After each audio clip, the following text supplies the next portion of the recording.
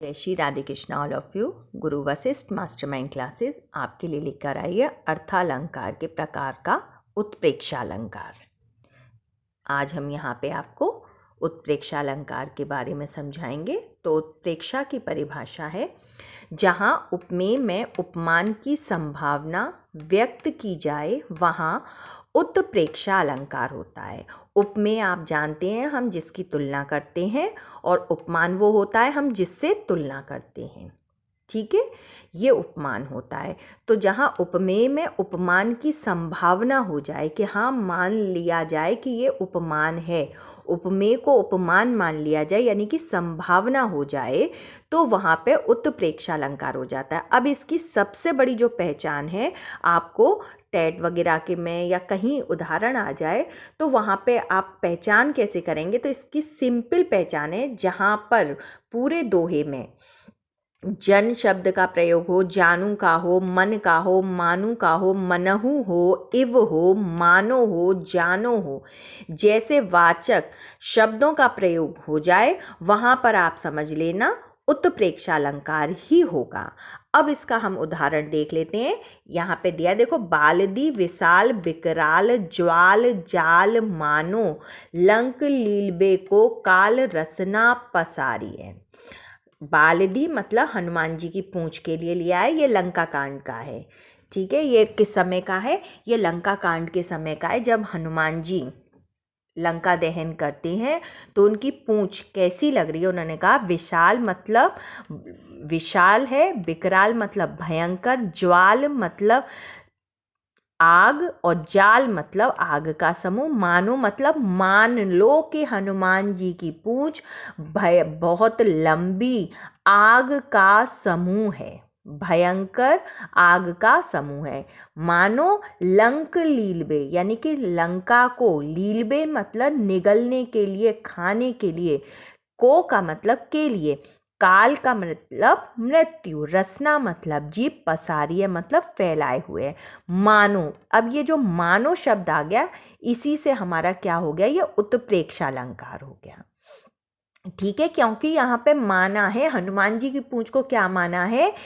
आग का जाल माना है। आग का जाल से मतलब समूह मान लिया गया है। हनुमान जी की पूंछ को क्या मान लिया? आग का समूह मान लिया गया, इसलिए यहाँ पर उत्प्रेक्षा अलंकार है। अब उत्प्रेक्षा अलंकार के प्रकार, तो उत्प्रेक्षा अलंकार 3 प्रकार का होता है। एक तो होता है वस्तु उत्प्रेक्षा अलंकार, हेतु उत्प्रेक्षा अलंकार और फलोत्प्रेक्षा अलंकार।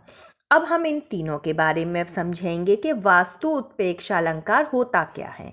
जहां एक वस्तु में दूसरी वस्तु की संभावना की जाए, जहां पर एक वस्तु में दूसरी वस्तु की संभावना की जाए वहां पर वस्तु उत्प्रेक्षा अलंकार होता है। मान लिया जाता है कि वो वस्तु वैसी है, उसके जैसी है, मतलब किसी का उदाहरण दे दिया जाता है कि ये वैसी है, उसके जैसी है। तो वहाँ पे एक वस्तु का दूसरी वस्तु से संभावना कर ली जाती है, वहाँ हो जाता है वास्तु उत्प्रेक्षा अलंकार। अब वस्तु उत्प्रेक्षा अलंकार का उदाहरण से आप समझ लेंगे। मान लिया जैसे कहते हैं कि उसका मुख मानो चंद्रमा है, मानो उसका चेहरा अपने पिताजी का है। तो हरि मुख मनहु मयंक, हरि मुख मनहु यानी कि हरि का मुख, मनहु मतलब मान लो, मयंक मतलब चंद्रमा है। अब यहाँ पे क्या हरि के मुख को क्या मान लिया गया कि हरि का मुख यानी कि चेहरा क्या है, मुंह कैसा है? चंद्रमा है।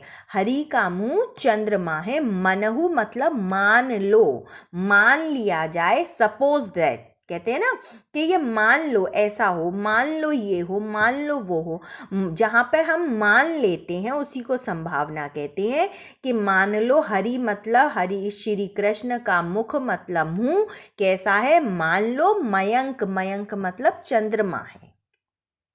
तो यहाँ पे वस्तु उत्प्रेक्षा अलंकार हो गया। अब आ जाता है हेतु उत्प्रेक्षा अलंकार। और हेतु उत्प्रेक्षा अलंकार का क्या है? जब किसी बात को अवास्तविक होते हुए भी, यानी कि कोई बात अवास्तविक है यानी कि काल्पनिक है, कोई बात काल्पनिक है और हम उसे वास्तविक कारण मान लें, तो वो हो जाता है आपका हेतु उत्प्रेक्षा अलंकार, कि हमने उसको मान लिया कि कारण मान लिया कि नहीं नहीं इसका कारण ये ही है, पर वो ऐसा है नहीं, वो कल्पना है, और कल्पना को उसने वास्तविकता का रूप दे दिया, तो वहाँ पे क्या हो गया, हेतु उत्प्रेक्षा अलंकार हो गया।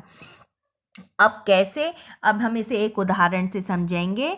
पीहू सो कहेव संदेशणा, हे भौरा हे काग, सो धनी विरही जरी मुई, तेहिक धुआं हम आग।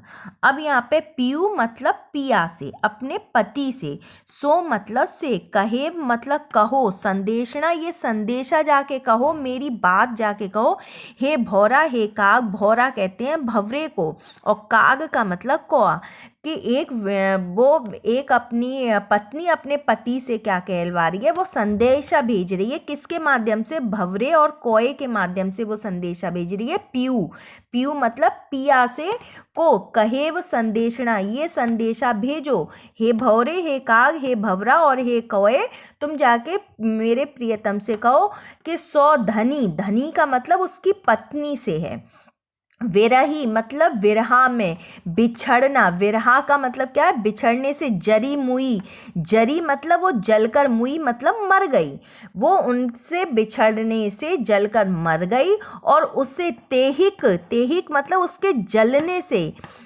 से धुआं, यानी कि जो धुआं उठा, हम आग, जो उसके जलने से आग लगी और उसके आग से जो धुआं उठा, उसी के कारण हम भौरे और कौए हम दोनों काले हो गए हैं। अब ये अहेतु में हेतु की संभावना हो गई। अब यहाँ पर ऐसा हो सकता है कि वो जलकर मर गई और उसके मरने से जो आग लगी, आग से जो धुआं उठा, उससे भौरा और कौए काले पड़ गए। ये कोई वास्तविकता है? ये वास्तविकता नहीं है, पर इसको वास्तविक कारण मान लिया गया है। उसने कहा कि जाके मेरे पति से कहो कि हम काले क्यों पड़ गए, क्योंकि आपकी पत्नी जलकर मर गई और उससे जो आग लगी उसके धुएं से ही हम काले हो गए हैं।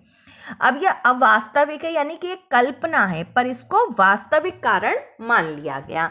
अब तीसरा हमारा आ जाता है फलोत्प्रेक्षा अलंकार। यहाँ पर भी सेम वर्ड आ जाएगा, जहाँ अवास्तविक फल को वास्तविक फल मान लिया जाता है, वहाँ फलोत्प्रेक्षा अलंकार है।